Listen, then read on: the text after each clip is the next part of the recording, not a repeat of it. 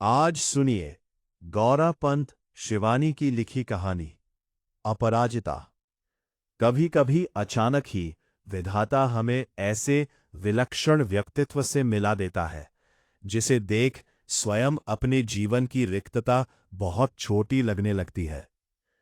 हमें तब लगता है कि भले ही उस अंतर्यामी ने हमें जीवन में कभी अकस्मात अकारण ही दंडित कर दिया हो, किंतु हमारे किसी अंग को हमसे विच्छिन्न कर हमें उससे वंचित तो नहीं किया।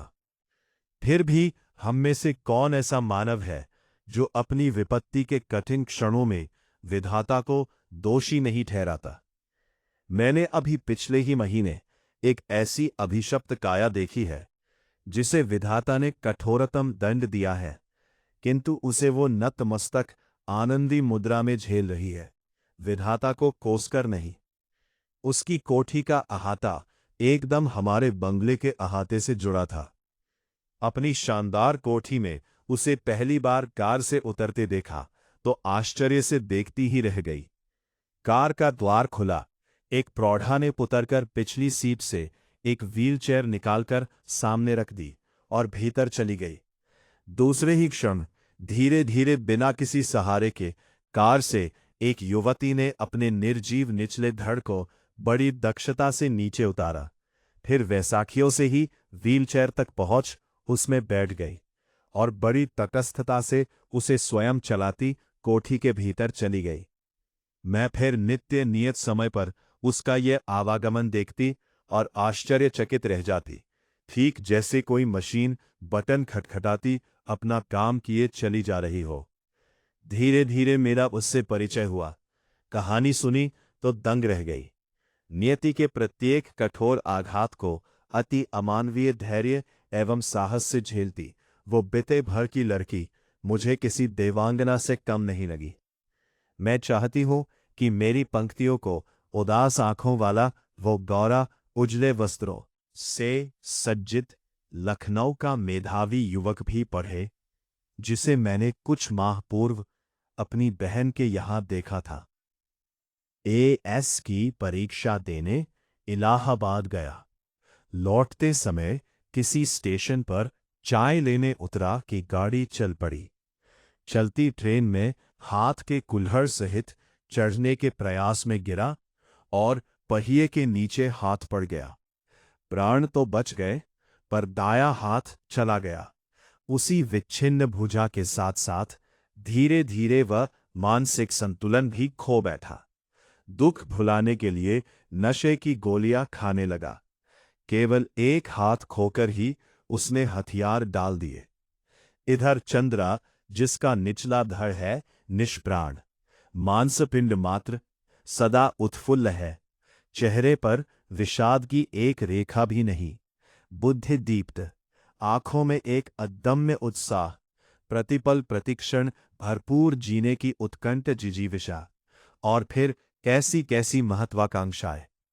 मैडम, आप लखनऊ जाते ही क्या मुझे ड्रग्स रिसर्च इंस्टीट्यूट से पूछकर यह बताएंगी कि क्या वहां आने पर विषय माइक्रोबायोलॉजी से संबंधित कुछ सामग्री मिल सकेगी? मैडम, आप कह रही थी कि आपके दामाद हवाई के ईस्ट वेस्ट सेंटर में हैं। क्या आप उन्हें मेरा बायोडाटा भेजकर पूछ सकेंगी कि मुझे वहां की कोई फेलोशिप मिल सकती है? यहां कभी सामान्य सी हड्डी टूटने पर या मोच आ जाने पर ही प्राण ऐसे कंठगत हो जाते हैं जैसे विपत्ति का आकाश ही सिर पर टूट पड़ा है। और इधर ये लड़की है कि पूरा निचला धड़ सुन्न है, फिर भी बोटी बोटी फड़क रही है। ऊंची नौकरी की एक ही नीरस करवट में उसकी प्रतिभा निरंतर डूबती जा रही है। आजकल वह आईआईटी मद्रास में काम कर रही है।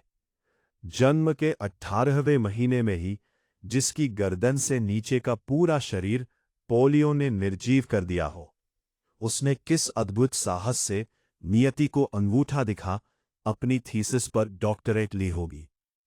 मैडम, मैं चाहती हूं कि कोई मुझे सामान्य सा सहारा भी ना दे। आप तो देखती हैं, मेरी मां को मेरी कार चलानी पड़ती है।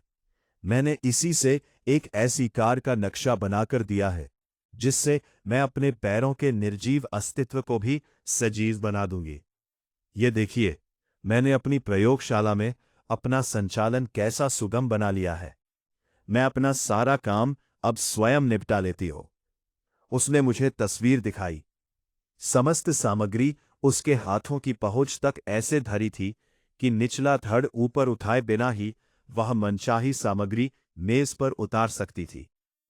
किंतु उसकी आज की इस पटुता के पीछे है एक सुदृढ़ कठिन अभ्यास की यातनाप्रद भूमिका।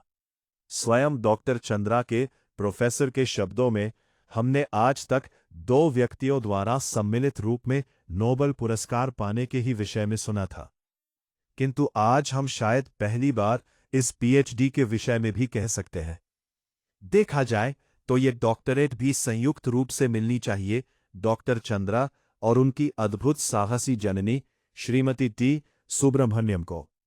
25 वर्ष तक इस सहिष्णु महिला ने पुत्री के साथ साथ कैसी कठिन साधना की, और इस साधना का सुखद अंत हुआ 1976 में, जब चंद्रा को डॉक्टरेट मिली माइक्रोबायोलॉजी में।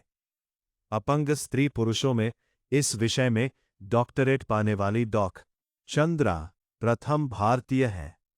हिंदी जब इसे सामान्य ज्वर के चौथे दिन पक्षाघात हुआ तो गर्दन के नीचे इसका सर्वांग अचन हो गया। भयभीत होकर हमने इसे बड़े से बड़े डॉक्टर को दिखाया। सबने एक स्वर में कहा, आप व्यर्थ पैसा बर्बाद मत कीजिए। आपकी पुत्री जीवन भर केवल गर्दन ही हिला पाएगी। संसार की कोई भी शक्ति इसे रोग मुक्त नहीं कर सकती।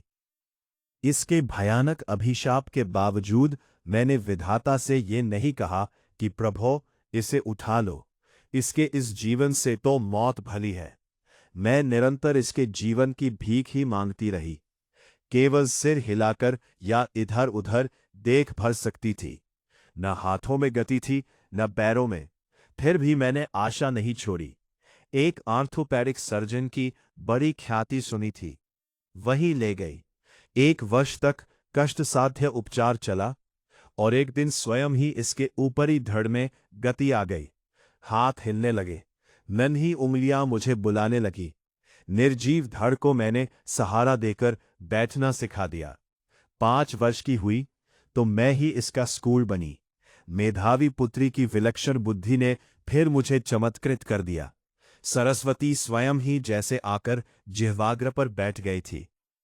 बेंगलुरु के प्रसिद्ध माउंट कार्मेल में उसे प्रवेश दिलाने में मुझे कॉन्वेंट द्वार पर लगभग धरना ही देना पड़ा। नहीं मिसेस सुब्रमण्यम, मदर ने कहा, हमें आपसे पूरी सहानुभूति है, और आप ही सोचिए, आपकी पुत्री की व्हीलचेयर लेकर कौन पूरे क्लासरूम में घुमाता फिरेगा। आप चिंता न करें मदर, मैं हमेशा उसके साथ रहूंगी। और फिर पूरी कक्षाओं में अपनी पुत्री की कुर्सी की परिक्रमा मैं स्वयं कराती। वे पीरियड दर पीरियड उसके पीछे खड़ी रहती। प्रत्येक परीक्षा में सर्वोच्च स्थान प्राप्त कर चंद्रा ने स्वर्ण पदक जीते किया।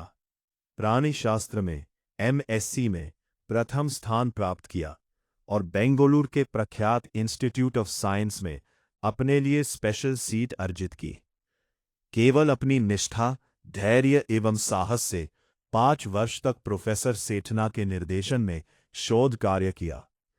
इसी बीच माता पिता ने पेंसिल्वानिया से व्हीलचेयर मंगवा दी, जिसे डॉक्टर चंद्रा स्वयं चलाती हुई पूरी प्रयोगशाला में बड़ी सुगमता से घूम सकती थी। लेदर जैकेट के कठिन जिरह बख्तर में कसी उस हंसमुख लड़की को देख मुझे युद्ध क्षेत्र में डटे राणा सांगा का ही स्मरण हो आता था। शत विक्षत शरीर, घावों के असंख्य किंतु आभामंडित भव्य मुद्रा। मैडम, आप तो लिखती है, मेरी ये कविताएं देखिए, कुछ दम है क्या इनमें? मैंने जब वे कविताएं देखीं तो आंखें भर आईं। जो उदासी उसके चेहरे पर कभी नहीं आने पाई, वह अनजाने ही उसकी कविता में छलक आई थी। फिर उसने अपनी कढ़ाई बुनाई के सुंदर नमूने दिखाए।